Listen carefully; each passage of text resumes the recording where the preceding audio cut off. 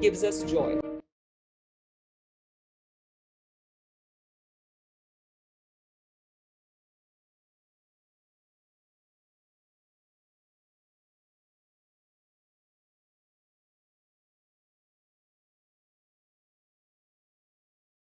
Hi, people. Hey, is anybody everyone. hello?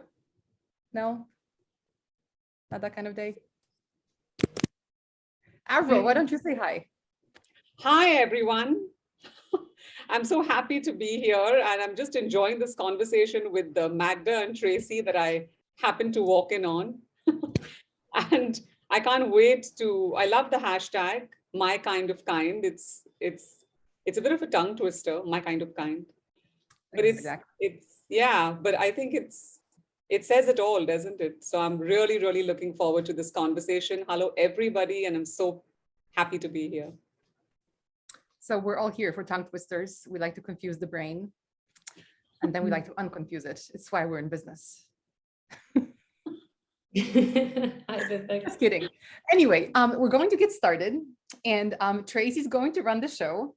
She asked me to be here too. I don't know why, but we'll find out soon. But because today's topic is kindness, and it's Kindness Month, I'm so excited because kindness is such a great thing, isn't it?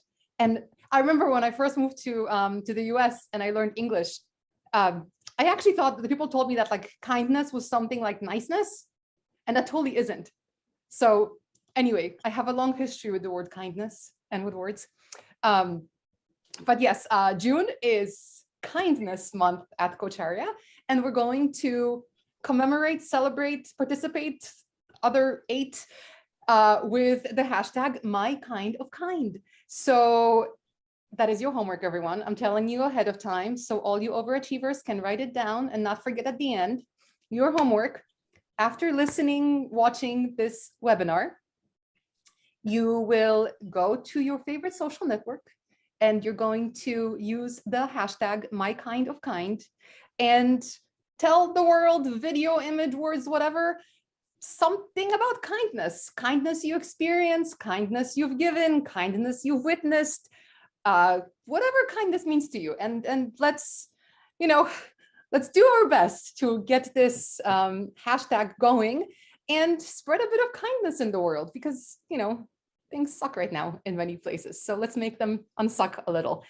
So that's my kind of kind. Please, please, please support and participate. And I'm going to stop sharing. And I have a story. I always have a story. This is what happens, Tracy, when you invite me. So to start Kindness Month and celebrate International Children's Day, happy birthday to everyone, because we're all children. We're all someone's daughter. We're all someone's son. And if somebody gets that reference, you're my best friend forever. No one? Cool. The Not song? Tracy. The song? It's a song, yeah. Which song? It's coming to mind. It's from the 80s. I can sing it. Yes. It's Mike and the Mechanics. Someone's daughter.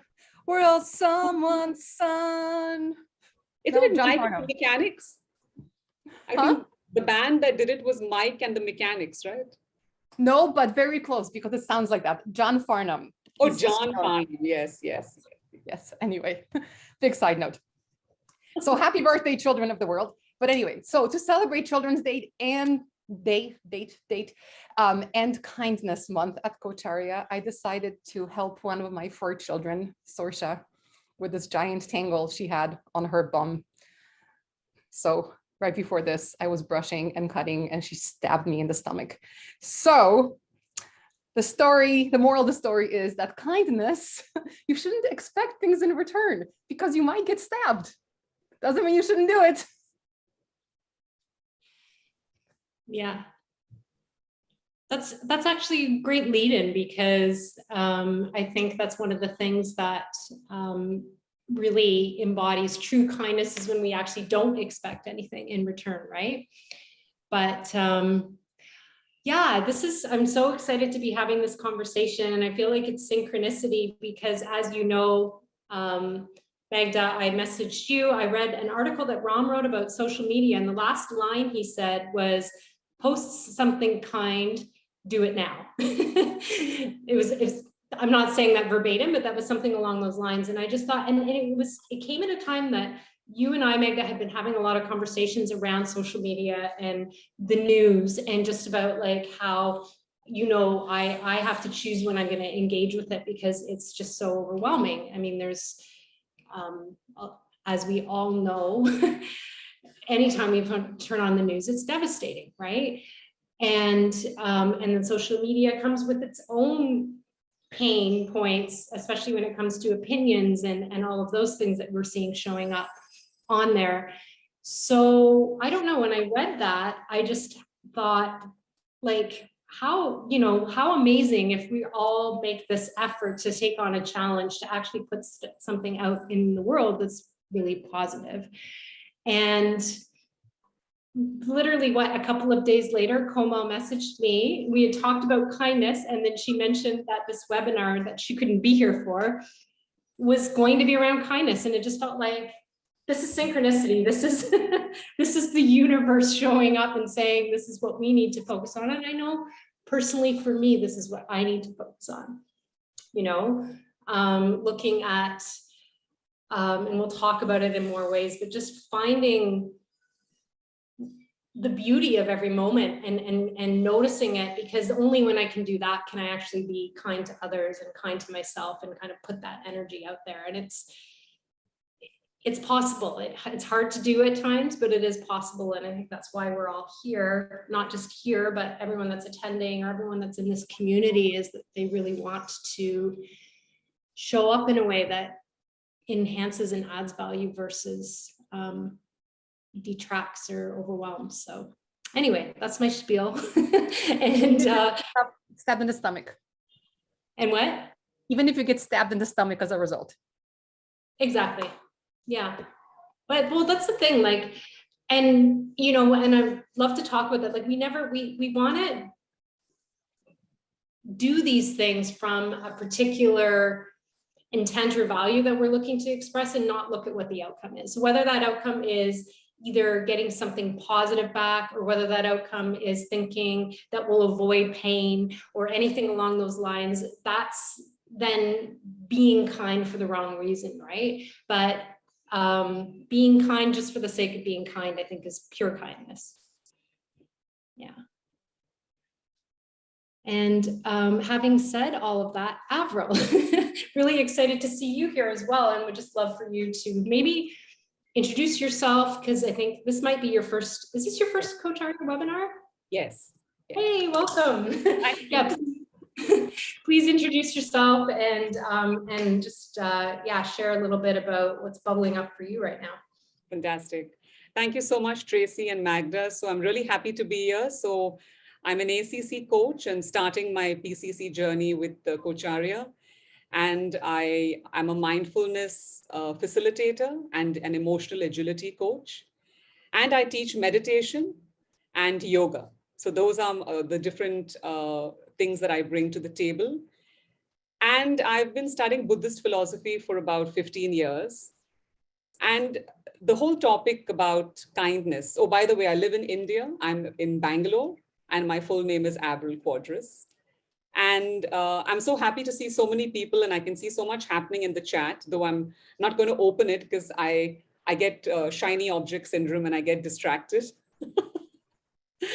But I was just telling Magda before everybody came on that I just love the hashtag, and it speaks really, really deeply to me, my kind of kind.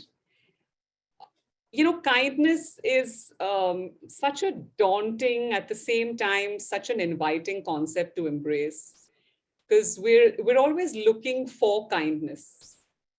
No matter where we are, who we are, we're always looking for kindness, to experience the kindness of someone. But I think when it comes to expressing kindness, it takes a lot. And this is just my own personal journey. So I was in show business in Bollywood for a long time. And kindness it's just not a concept over there. No one is really kind to each other because it's a dog-eat-dog world and everyone is really just out for themselves. And that's just the way it is. And what happens to you is you learn to be unkind to yourself.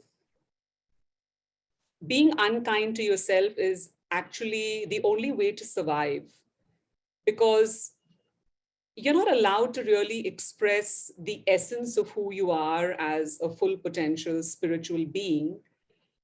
And there's no concept of introspection as such. It's always very outward. Everything is so outward. So I think I was the most unkind person to myself, and very selfish, very competitive, expecting things from others, but never willing to give. And I think kindness for me was very alien. And I really had to kind of dig deep to actually start being kind to myself. I found it so foreign. And I felt like I was being so self-indulgent. And when I started studying Buddhist philosophy, I understood that kindness doesn't always have to be, like when you talk about kindness, it seems, I don't know what the right word is, but the word that's coming to mind is that people perceive kindness to be a little weak. Does anybody resonate with that? And people are so scared of being weak, right? We're all so scared of this perception of that others have of us. And especially being kind to yourself, taking a day off when you don't feel well, or telling people, this is way beyond my boundaries, and I'm going to be kind to myself and put myself first. It's so looked down upon. It almost makes people feel that you're selfish. And so, I just like to ask people, and ask you, Tracy and Magda, as um, has anybody ever experienced this guilt that you feel when you first start experiencing kindness towards yourself? Because, everybody here, I've had many deep conversations with Tracy, over the last couple of months, thanks to Magda introducing us.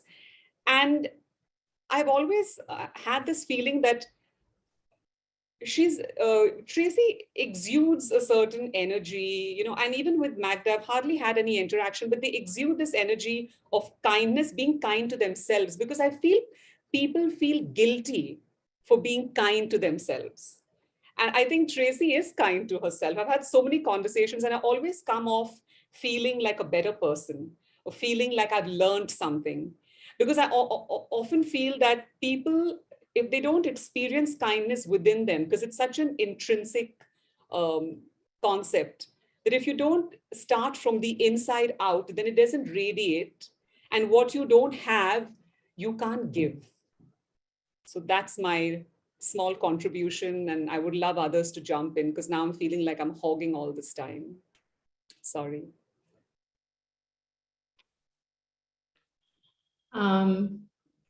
Well, first of all, thank you for expressing that. And it's actually hard for me. Your words were so kind, and it's hard for me to receive kind words in a way, which is interesting, and I need to explore. But it is very much appreciated. Actually, like, kindness to myself is something that I have to very consciously apply. It doesn't come naturally.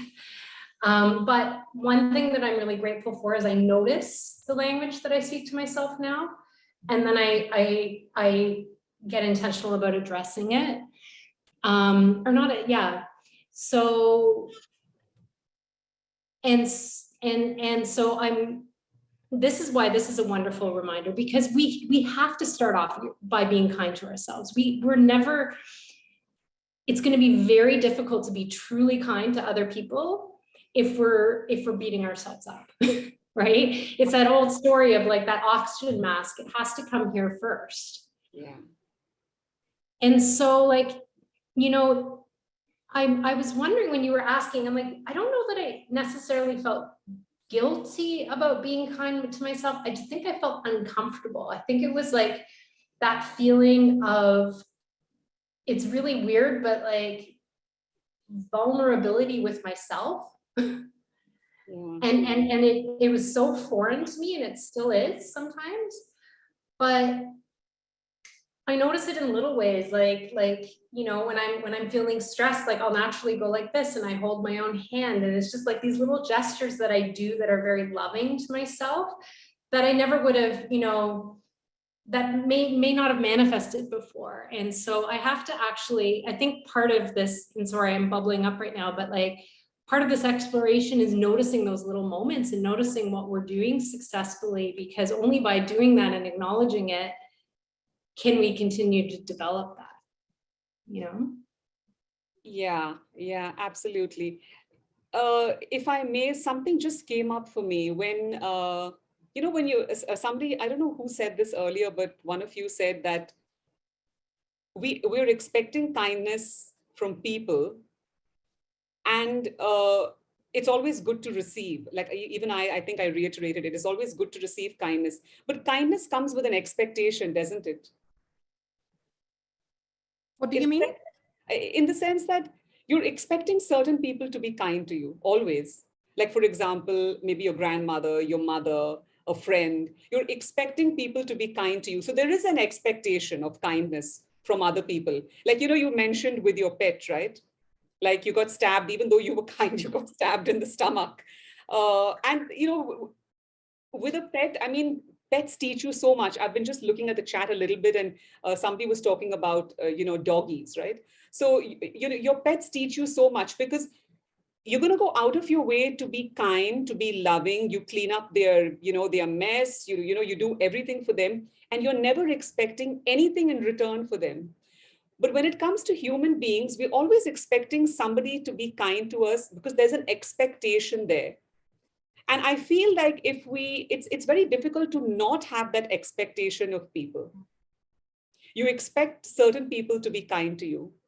So there's always like a little bit of a weight there. But I was just thinking, I mean, and I totally agree with you, Tracy. Self-kindness is the toughest thing to do, you know. It's also entangled with, you know, your self-image, your self-love, the way you were conditioned, you know, even your conditioning as a child matters a lot when it comes to things like kindness and self-love. And I was just thinking about what you said, vulnerability. Because when you're kind, you're automatically vulnerable. Because like I was saying, like kindness is equated a little bit with weakness, especially the way people perceive it. You know, no one wants to be vulnerable. But when you're vulnerable with yourself, and I also think that, you know, as coaches, if we don't have self-kindness, if we don't practice kindness, then we really can't empathize with the coachees, right? We're not able to really connect with them and show them, you know, unconditional positive regard and kindness, like genuine, you know, not some kind of a contrived kindness, but a genuine kindness. I don't know if that's making any sense. I'll just stop talking now. No, don't ever stop talking. You're awesome. I did want to jump in because there's two things that are bubbling up for me now. Sure. So I don't expect people to be kind. Wow.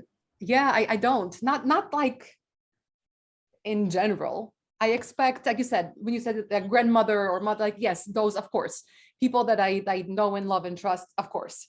But in general, I just like, I oscillate in life in general between being too trusting and not trusting enough. And I was actually, Tracy, you're proud of me. I was reflecting on this yesterday.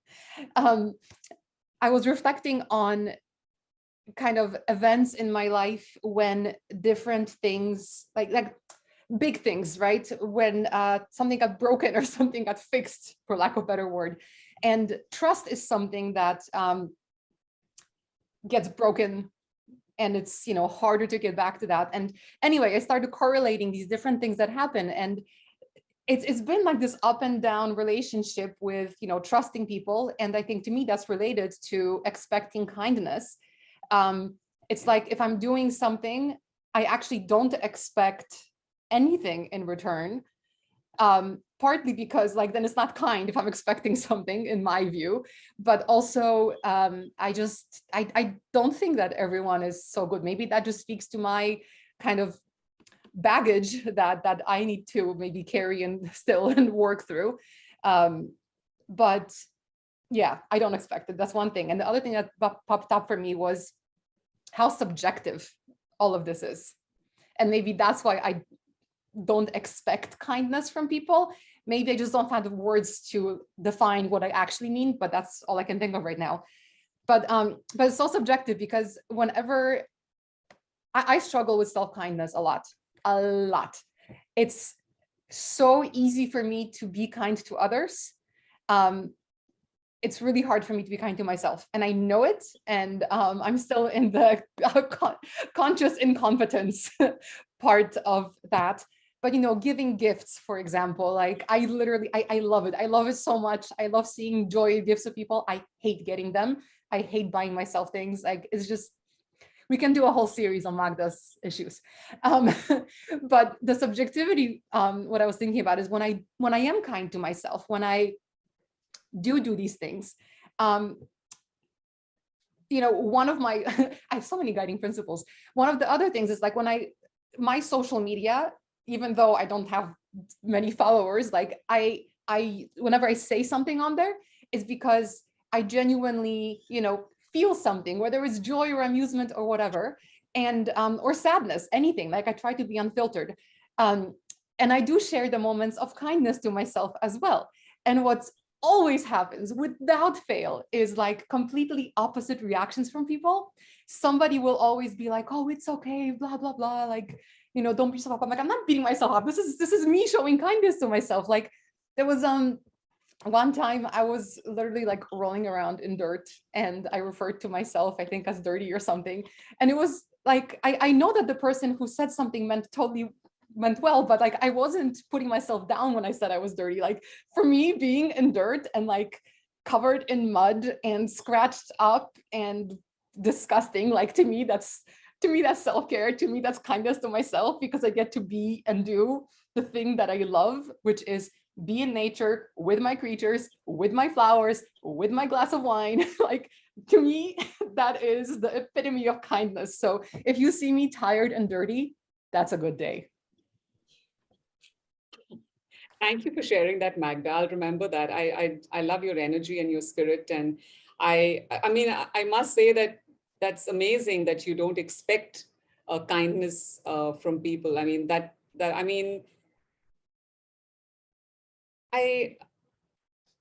all I can say. That's amazing, because I think, at least for me, I expect kindness, you know, especially when you're being kind to somebody and sometimes you get you get rubbed off the wrong way.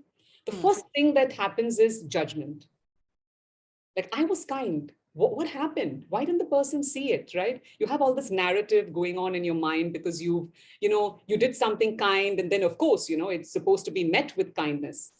And then it makes me start thinking like, so am I just kind because it's conditional? So kindness is just a contrived concept for me, or is it going deeper?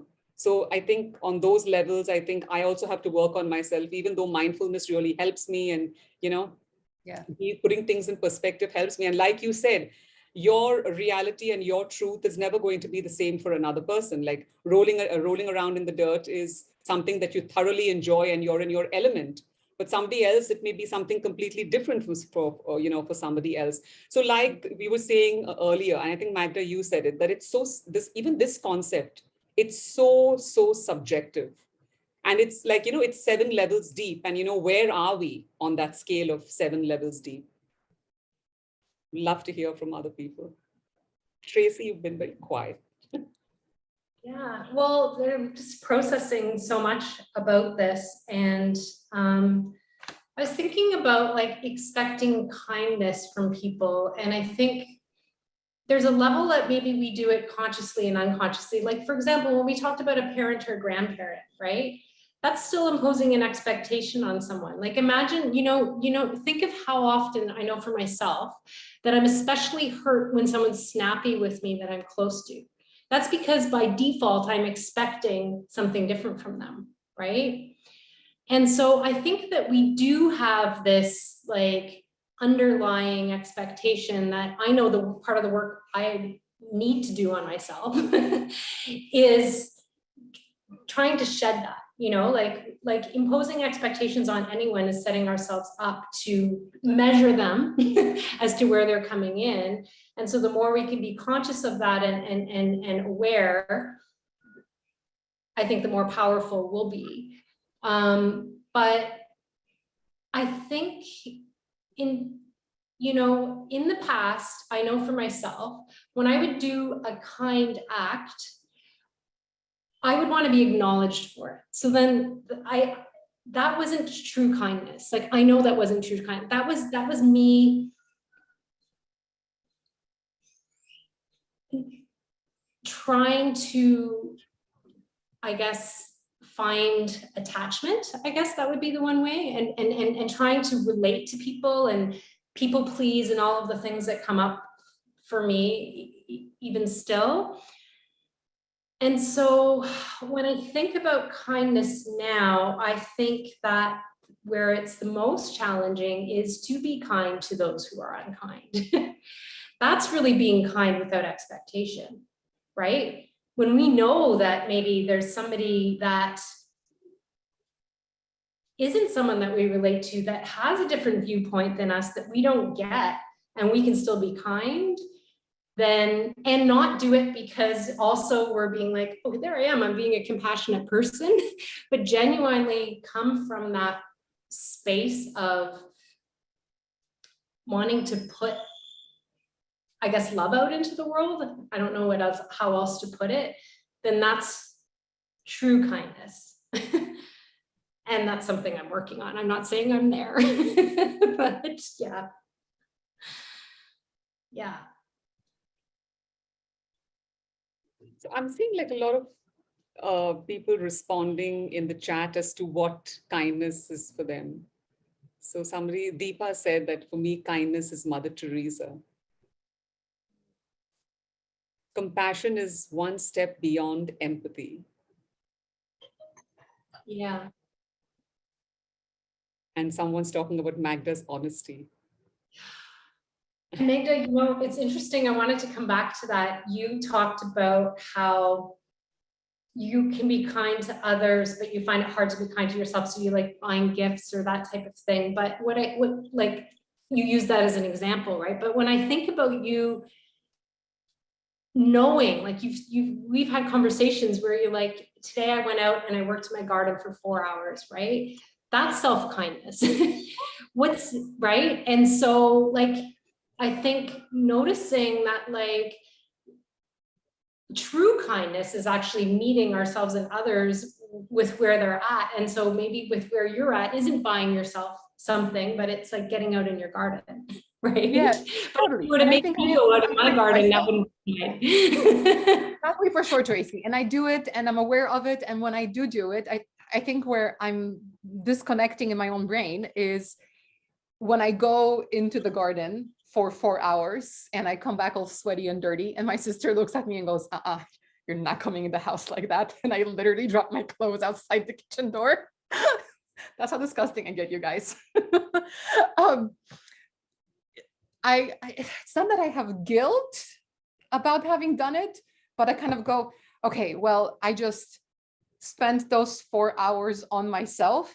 Therefore, I have 4 hours to make up for whatever, whether it's housework, because like I have we all have paradigms, right? My paradigm is that there are certain hours within which I consider that I really should be working, versus I should be doing housework or whatever. And that's in itself is crazy because we're a global company and I basically work/live 24 hours a day. Like there are no set hours. So just to show you how crazy I am about that. But I do have this like, I don't know, thing where I can't just be like, that was 4 hours in the garden. The bees are happy. The birds are fed. Even the slugs are there. And I have a friendly skunk who comes in who I have conversations with. So he doesn't spray me and I don't, chew him. An opossum and a raccoon. It's very cute. I love them. Anyway, I digress. What was I talking about? Oh yeah, garden. So after shiny objects, Avril, I relate. But after those 4 hours in the garden, like, yeah, I wish I could just be like, full stop. But I'm usually like, okay, so what do I need to catch up on? Yeah. I was just thinking about, we're always talking about do kind things, be kind. But somebody in the comments said something that I quite kind of liked. It said, be kind to being kind. I think that's kind of like shifting your perspective completely to just being instead of always doing, right? Kind of, being kind, like just living. I mean, um, when you kind of embody it. And what does kindness mean to us on a broader perspective? I mean, if we were to move from the inside out, I mean, what would that mean? I mean, kindness can be so many things to so many people. Like we said, it's so subjective. So I'm just kind of thinking and wanting other people's views on, when we are being kind. So instead of doing, like humans are always just being, right? We're human beings.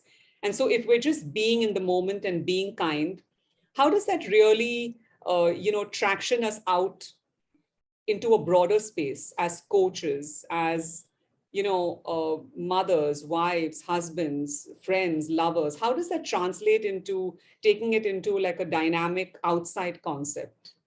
I'm just wondering to know how people think about that.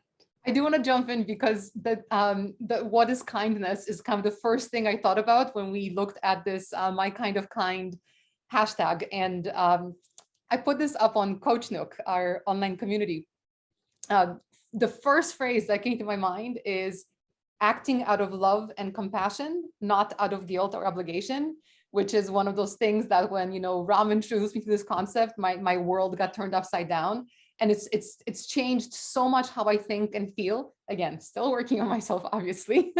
But it's been tremendously helpful. It's the motivation, I think, for kindness. Like, I don't know, I get really flustered a lot when I see these protests against women's rights, or when I don't know, sorry, I'm not going to want to get political, but I get really, really upset when people criticize or attack other people's, personalities, sexual orientation, whatever. As long as you're not hurting anybody, it's none of your effing business if somebody else is sleeping with 10 men or 1 woman or 15, I don't know, cats. Not sexually, obviously, because that is hurting somebody. Ugh. Wow. Okay. Sorry, guys. You can't trust me to be live anywhere. But like, it's literally none of your business. Like, as long as you're not hurting anybody and you're acting out of love and compassion, to me, that's kindness. And whether that love and compassion motivates what you do for others or yourself or the freaking dinner you're cooking, doesn't matter. Like, as long as you're not hurting anybody and using those 2 principles, I think that's kindness to me. Yeah, Tracy, you want to jump in? I resonate with a lot of what you just said. Live and let live, that kind of thing, Tracy? Yeah, I think like there's so much that's coming up for me right now, but to maybe address what kindness is to me, that's something I'm still exploring, but like and Avril, you relate to this, but I was listening to a talk by Thich Nhat Hanh, and it was about the different dimensions of love. I'm gonna get this wrong, but it doesn't matter. So it's like loving kindness, compassion, joy, and equanimity. And I've been thinking a lot about the joy aspect of it because I think it's something that we forget. And so, when you think about kindness, I think in a sense, being joyful is being kind, right? When you think about that person that comes into the room and their energy just elevates everyone else's, that's not having to even ever give anything physical or even say a word. It's literally just their vibration, their energy, their nervous system. You can look at it from a spiritual or a scientific point of view. Scientifically, we know people's nervous systems like align. That's kind, And so I think what I'm really working on, because I can work on, like you said, the doing, right? Going out there and doing things and saying things to myself and acting a certain way towards myself and others. But when I think about the being, it's like, am I a positive, light, joyful being? Because as long as I'm not, then I'm not being kind to anyone, not myself or others. So yeah, sorry, that was my little tangent. Yeah. Yeah. Just thought of something. I'm sorry. Is it Sure. okay to jump in? Sorry, Avril. Absolutely. You asked, how it relates to coaching, etc. Because this is a coaching webinar. So joy and all these things we're talking about, it sounds like we're describing a little kid, doesn't it? Mm-hmm. Yes. It really is about being childlike. And I actually wrote this long thing about being childlike because apparently I am a lot. And someone asked me about it. But as I was writing that, just thinking now, like a lot of the things we're talking about today came up. Like kids don't have the baggage. Kids don't have this internal, I'll go in the garden because it's kind to, like, no, they just go in the garden because it's freaking mud and it's fun. Like, it's pure joy. And I remember when my first mastery program that we were starting at Coacharya, when I was here, the master before me, but I asked Ram to give me some words around, how would you describe this mastery program that's, different from everything else we do? Like what makes a master coach? And he used the phrase that it's being childlike and unlearning. And like, I rolled my eyes big time, like, oh my God, Ram, like, I can't, like, what do you expect me to be like? Hey, a bunch of adults spend a bunch of money and time to become a child. Like, are you on crack? And of course, that's just me not knowing stuff. Which I learned, but he's so right. It's about having that curiosity, the joy, the kindness, the lack of baggage. Like being childlike is being a masterful coach. Being childlike is being happy, right? Like I kind of take offense at when people say that you're immature or you're in general, not just about me, because that I don't take offense very easily. But like you're reverting back to your childhood. Great, let's all freaking do it. Like, can you imagine how many problems we would solve if all of us just wanted to roll in the mud for the sake of rolling in the mud because it's fun? Holy crap. Yeah. Yeah, I can see that because children, they don't have any agendas, right? They're just themselves. And I think Tracy really spoke about my favorite word. So my favorite word in the whole world is joy. Because like when you're sad, and even if you say the word joy, you can't be sad and say the word joy. The energy around joy is so infectious. You just have to start feeling better. And I think that embodies kindness for me. Because to be kind, you have to be joyful. I don't think a kind person can be, I mean, mental health is something that resonates a lot with me. And I find that when people are not in a good mental space, there is no kindness. First to themselves, and then there is no kindness to share with others. And I think joy, Tracy, for me is like that buzzword. And like Magda said, right, children, we need to be childlike because kindness comes from the heart. It's not something that we can conceptualize, right? Even though we're talking about it and we're giving it so many words, but don't you think it's just a feeling? And you do it like all of us were saying, you do it because you do it, because you feel it, because you embody it, because you are it. There shouldn't be an expectation when we are being kind to other people. The kindness itself gives us joy. So then when our pet stabs us in the stomach, it's like, it's okay, it's fine. I mean, what are you going to do, right? So I think, and then somebody sent a message here and said, is forgiveness kindness? I love that question. Is forgiveness kindness? For me, definitely, 200%. Because you can't forgive yourself if you're not kind to yourself. You can't forgive another person if you're not kind to yourself. And if you don't forgive, it's like two ways, right? They feed off each other. What do you think? What do you think? Yeah, the first thing that came up for me is forgiveness is one of the biggest kindness we can give ourselves. Forgiveness of another person. Absolutely. Absolutely. And the other thing that I was thinking when we're talking about forgiveness is that forgiveness doesn't depend upon the other person. right? I mean, for me, it would be, I mean, and in Buddhism, we were kind of, first of all, Buddhism is not a religion, it's a way of life. So I'm just talking from a life perspective. Um, when we forgive somebody, it's a way to free ourselves from the shackles of having that guilt or animosity or anger. And like you said, Tracy, it's the greatest form of kindness, because I was the most unforgiving, vengeful. I would plot people's death. I would plot their revenge in my head. I would think about how I was going to carve them up, especially ex-boyfriends and, my competitors, and how I was going to slip them up. And I was so vindictive. It was just unbelievable how vindictive and shallow I was in show business. And I thought that it kept me going in show business because I had to always be on my guard, like who's coming for me, And my manager was the most unkind person to me. It's their job to be unkind to you because they need to keep you insecure, right? That's what they do. And so forgiveness was not even in my vocabulary. And once I learned to forgive myself, I learned to forgive others.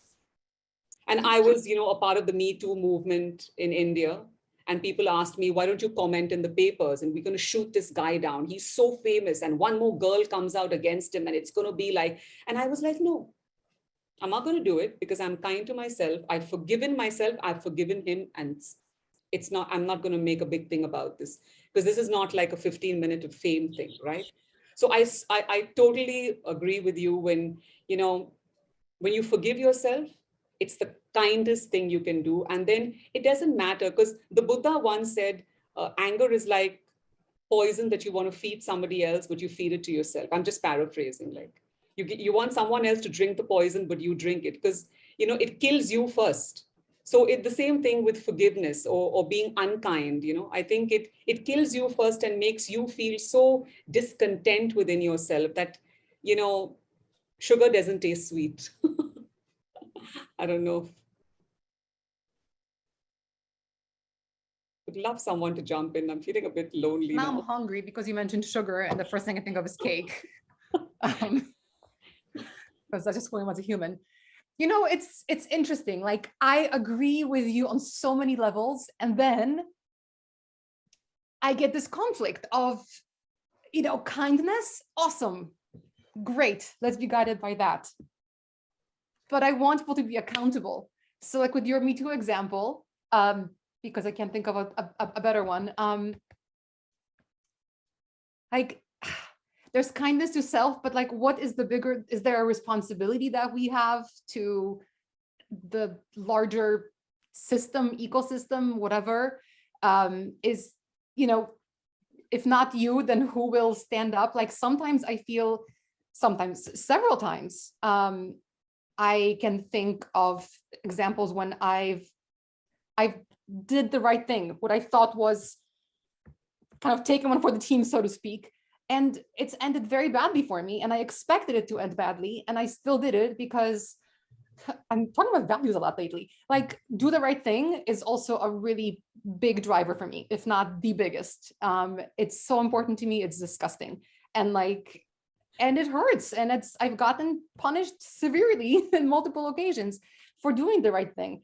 So it wasn't necessarily the kind thing to do for myself, but it was the kind thing to do to people who didn't suffer as a result in the future, right?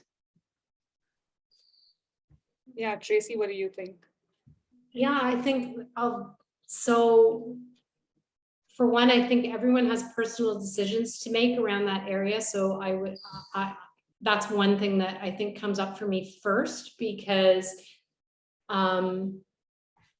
we all have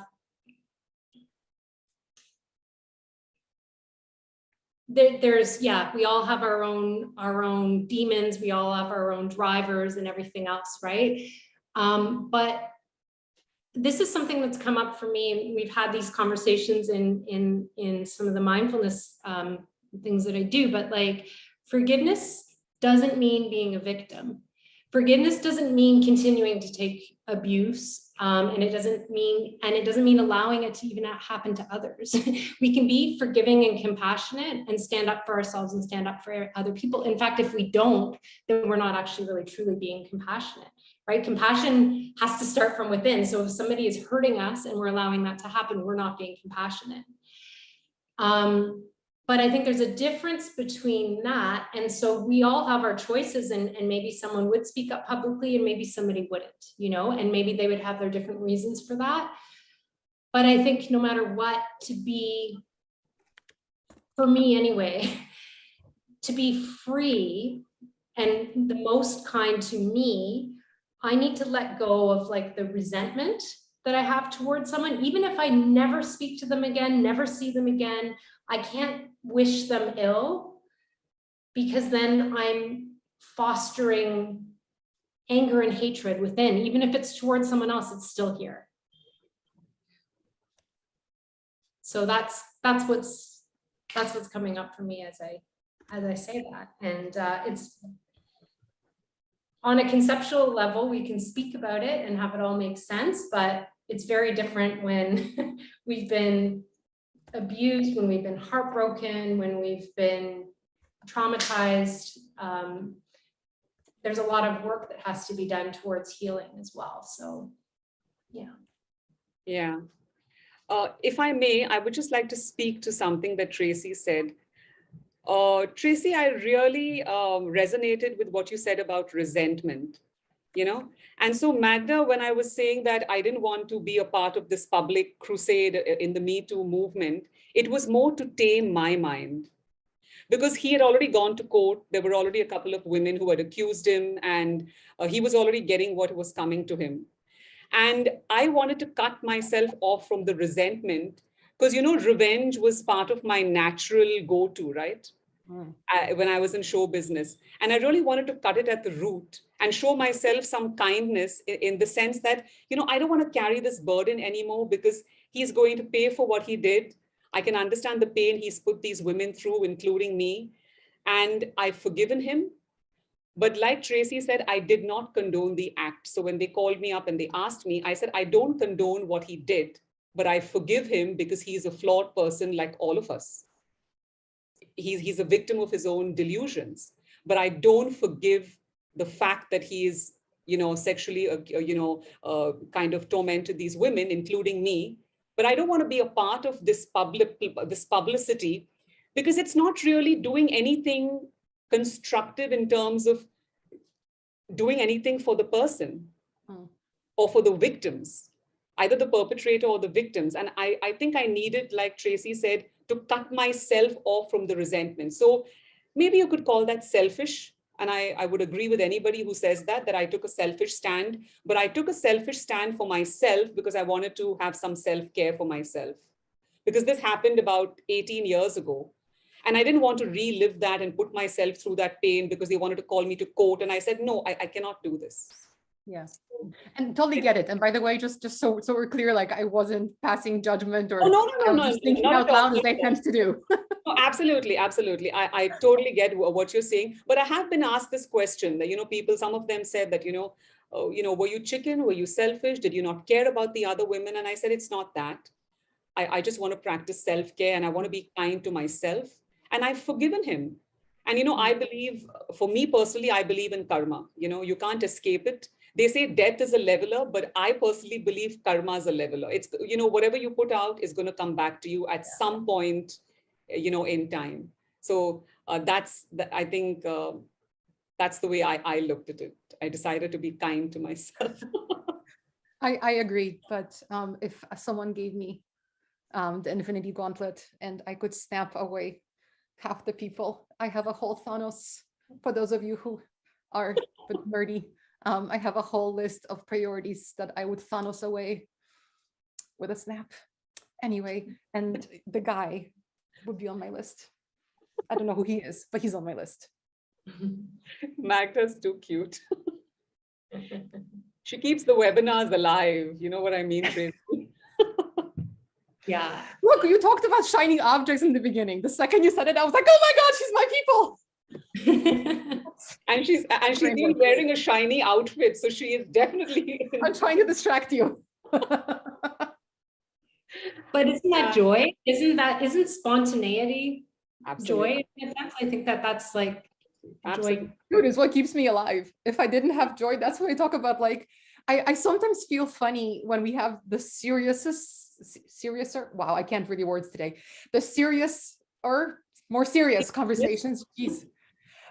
Because yeah, I was having a mini stroke just there. Because like, the self-kindness, like I know I do it. It's just, I'm on autopilot so much that when I do reflect, I'm like, oh, huh. And it's just kind of hits me like a ton of brick when I have to adult. Being like joy is just easier, I think. Yeah, it's so hard to be unhappy. Holy crap. It's so much easier to just like laugh at yourself. Wow, that's like the antithesis of what most people think, right? Most people say, isn't it, Tracy? Like Magda's just the opposite. Like it's so hard to be unhappy. It's usually people are like, I want to be happy. How do you get happy?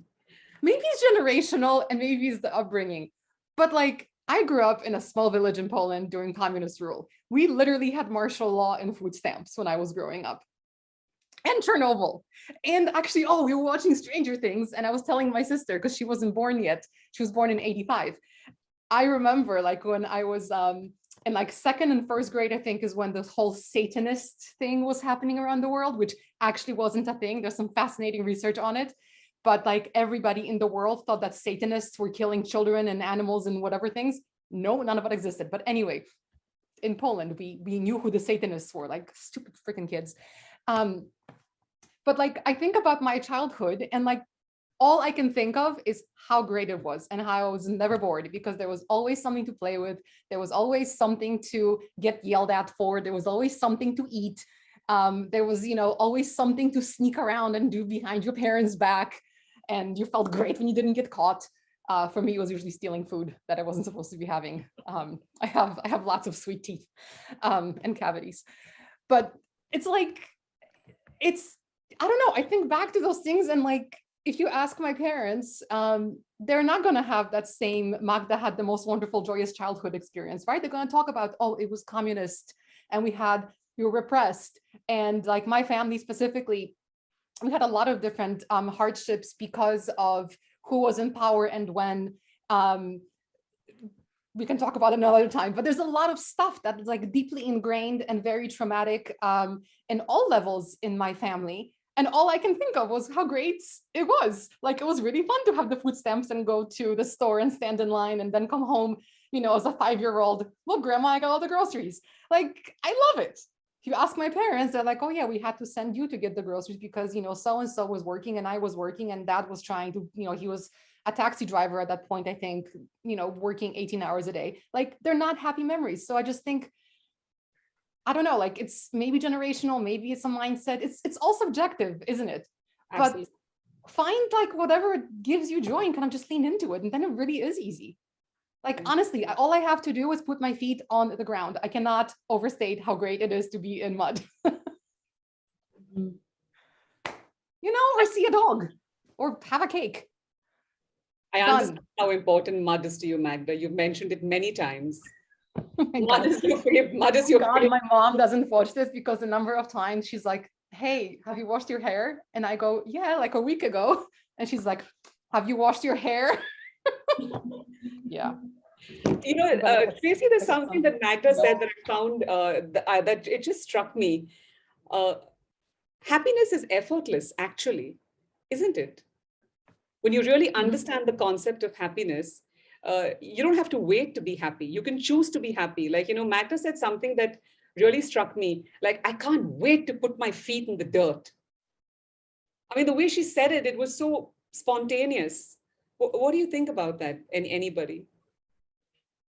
Yeah, I think what's coming up for me, not getting caught in definitions, but like, that's where, so happiness can sometimes be when we think, I want to be happy, then that's effort, right? When we think we want to find joy, we can do that in any moment. And, even through some of the most traumatic, maybe not right in that moment of trauma, but like like aftermath of grief and everything, of like someone dying, right? Think and devastating. And, you know, it's just like such a dark period of time, but think about the funeral process. And as you know, you start sharing stories with people, and you find yourself laughing at memories of somebody that has come up. And so it's like, we have this ability as humans to be able to access joy, even in the darkest of moments. Maybe we're not happy at that moment, but there's that spark of joy, right? So it's there. But the times when I'm least joyful is when I'm actually not in the midst of all that. And I'm just in my head about like, oh, I have so much work to do and I'm behind and I'm this and I'm that. And like, blah, blah, blah. And meantime, I'm like surrounded by paradise and I'm missing all of it, you know? So anyways, that's, you're right. There's an effortlessness, but the only effort I would say that it takes is presence. It's like, what are we present to in that moment? Yeah. And what are we looking for? Yeah, and that's what Magda very clearly demonstrated. Like her memories of her childhood were the happiest, but maybe they weren't the same memories of her other family members because they were really struggling to put food on the table and struggling to give her a good life, and her sister. So, like you said, it's a narrative. And we have so many narratives all the time in our head. But like you said, it's easier to experience joy than to think about happiness, because happiness seems to be this elusive concept that we're stretching towards, the way it's presented to us. But actually, you can't be happy if there's no joy. And the reason that I think we're talking about all this, and you know, people might be wondering, like, what happened to my kind of kind? Because I think if you're not spontaneous in your joy, and if you don't understand your own sense of happiness, and it could be, for me, happiness is just a nice cup of coffee in the morning. That's all. You know, in the moment. I like what Magda is doing. She's distracting us again. I'm distracting you again, another shiny object. No, because it's exact. This illustrates what you just talked about. So This is a flower. Again, my neighbors don't watch this webinar, so I can say this. I totally stole the flower from the garden. So I went on a walk this morning, and my neighbor, like, I have beautiful yellow irises, but I tried to plant these a couple times and they just died. So this morning there was one sticking outside of the fence, so I just nicked it and I ran. And you know what? It felt really good. And now I have this beautiful flower and I had so much joy out of it. And like, honestly,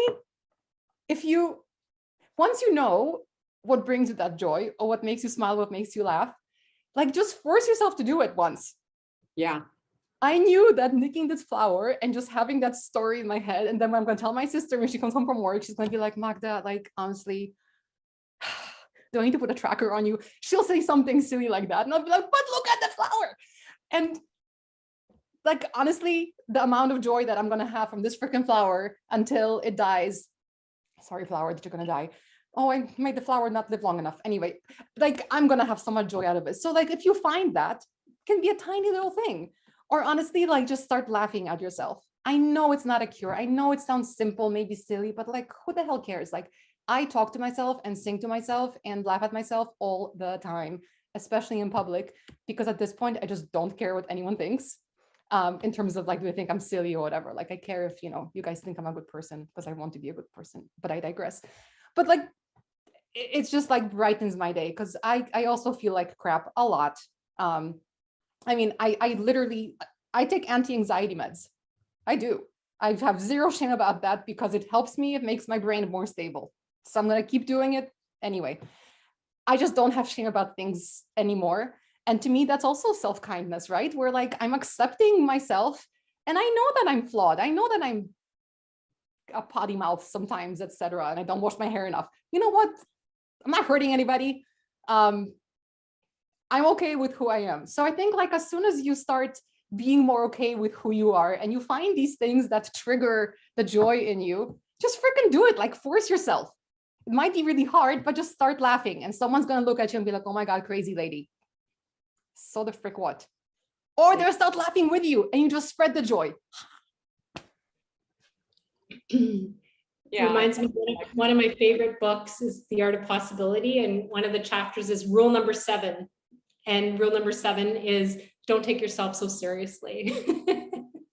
And it's a great reminder, right? Yeah. Absolutely. Thank you. Sorry, Avril, you were speaking. No. I was saying that I can completely, relate to what Magda is saying, because I do those same things. Magda's distracting me. I can resonate with her because I talk to myself, I sing to myself, I do whatever I want. I'm in the car and I'm, talking to myself, talking to the universe. And for me, that's being kind to myself, because I feel joy in that moment. And, it doesn't matter to me what other people think, because I can't please everybody. But what I'm most interested in about is how am I feeling, so that I can contribute or provide value to people who need me to provide value, who need me to be there for them. And when I say need, I'm not talking about need in the need sense. I'm talking about people who are around me, everyone's feeding off each other. Like the whole of humanity is like a fishnet, right? We're all intertwined, all 8 billion of us. And it's like the butterfly effect, right? If you can exude joy and happiness and kindness to yourself in the moment, you really don't know how it's going to touch someone somewhere. Even being kind to an animal, you don't know how it's going to ripple effect. Like I have this thing about praying for dogs or cats or animals on the street. I'm a freaky Buddhist. So I will stop and I will pray and I will bless them. And my friends are petrified of that, because we'll be going for dinner and they'll be like, don't stop, there's a dog there, don't stop. And I'll stop and I'll pray for the dog and I'll bless the dog and I'll, pray for the cat. And everyone's wondering if I'm going to get rabies or get some disease. And for me, I'm doing it a bit from a selfish stance, because it gives me so much joy. It gives me so much joy just to know that I've blessed this creature, and maybe it'll have, a better life, or maybe it'll have some good energy. And, so I totally resonate with this. I'm unabashedly, selfish when it comes to feeling joy. Avril, I'm exploding over here, and I know Tracy knows why. I had this really proud moment a couple of days ago when Tracy called me from Nicaragua and said that there was this dog that was, I don't know if it was aggressive or just, didn't seem like or pack of dogs, I think it was, they weren't very nice. And she said, she thought to herself, what would Magda do? And she started saying, hi, doggies. So I resonate with this. And it works. I literally have neighbors who, when they see me on a walk, some of them take their dog another direction, because they know that if the dog encounters me, we're going to be rolling on the ground, we're going to be scratching bellies, the dog is going to get dirty and it's going to need a bath. So for that reason, some dog owners in this area avoid me like the plague. I don't bless. I'm not, as enlightened as my two co-panelists. I dog with the dogs. I think I actually am part dog. Anyway, different conversation for different time. Be like a child or be like a dog. There you go. Either one works. Innocence and no expectation. I think animals are wonderful. I'm a sucker for animals and birds. I talk to the birds and the animals all the time. So my mother once was joking with me and saying, what are you trying to be, St. Francis of Assisi? I was like, no. Because he had this relationship with animals and birds. I was like, no, I just feel happy. Yeah. All dogs are good dogs. Yeah. Anyway, I'm gonna pause that conversation, because that's a Pandora's box. You absolutely are talking about animals and dogs, and like 3 hours later, we're still here and I'm still yapping. And I probably found a stray to show everybody. That's just who I am as a human. All the animals I've ever had just kind of show up at the house, and I just go, okay, fine, I guess I'm adopting you. Anyway, back to coaching. So the moral that I got from today, I love, Tracy, when you bring things back to this whole help yourself before you can help others. And I think this is kind of a great illustration of that. How can we be there for our clients if we're not, we're not okay with ourselves, we're not kind to ourselves.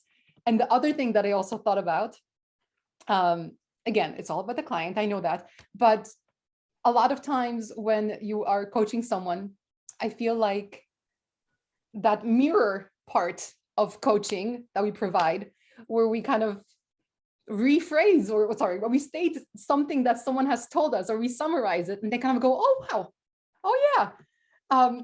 To me, that's also kind of what has come up. It's like this finding the hints of joy, the hints of whatever that they're doing, and kind of pointing out, this is what you are already doing. Like, stop beating yourself up. I think that's also a beautiful thing that coaches do. And I've experienced many times when I've been coached where I didn't even realize I was doing or saying something, and the coach helps me, and it just brightens my day. So anyway, that is my kind of tie back in, because, you know, we're at the time, and I'm trying to add value beyond just dog and mud stories. That's my takeaway. Tracy, what's your takeaway? Wow, I just got distracted because what you were talking about was the A in Lassie. So, oh my gosh, of course you did.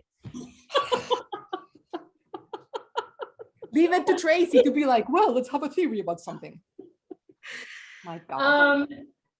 My takeaway is that I think what I am looking to continue trying to embrace for myself is finding those moments of joy, not taking myself so seriously, and yeah, bringing that lightness to others by not trying to bring lightness to others, if that makes sense.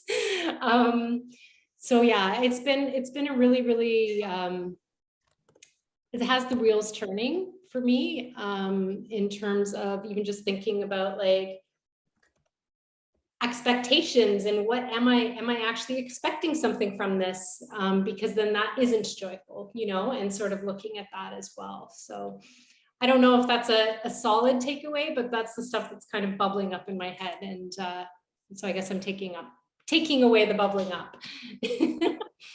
Yeah. You're defizzing.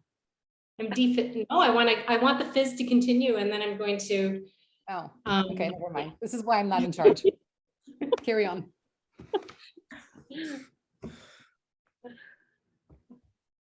So yeah, and Avril, any closing words?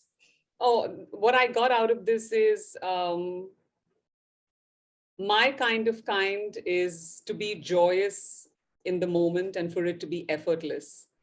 And as far as I'm, about to start my PCC journey with the Coacharya, and for me, I think kindness is something that is so necessary to embody without judgment and without expectation, because we can't expect anything, because the client is king, the coachee is king, and it's their agenda, and it's life's agenda as to what it has to offer. And I think for me to be more mindful of that if I take care of myself and I'm in a kind space with myself, and it's effortless, and it comes with practice, of course, because I'm not there yet, then it's going to translate into bringing something of value that the client can take away from that without any kind of judgment. And I've enjoyed this conversation, and being with Magda and you has just been wonderful, and all the attendees. And I love that Magda is waving the flower in our face, the striking purple flower. And I just wanted to thank everybody for their comments. It's just been wonderful, and I've learned so much, and both of you are amazing. Thank you so much. I'm so blessed. Thank you. Thank you. Lovely to be with such intelligent and kind and knowledgeable and wonderful people, both here and in the chat. And don't forget your homework, everyone. I know you're leaving, but your homework is, whether you're here live or listening later, go on your socials and use the hashtag #MyKindOfKind and tell us your stories of kindness you've given, received, what it means to you. I don't know, or just put a picture of your dog. Oh my God.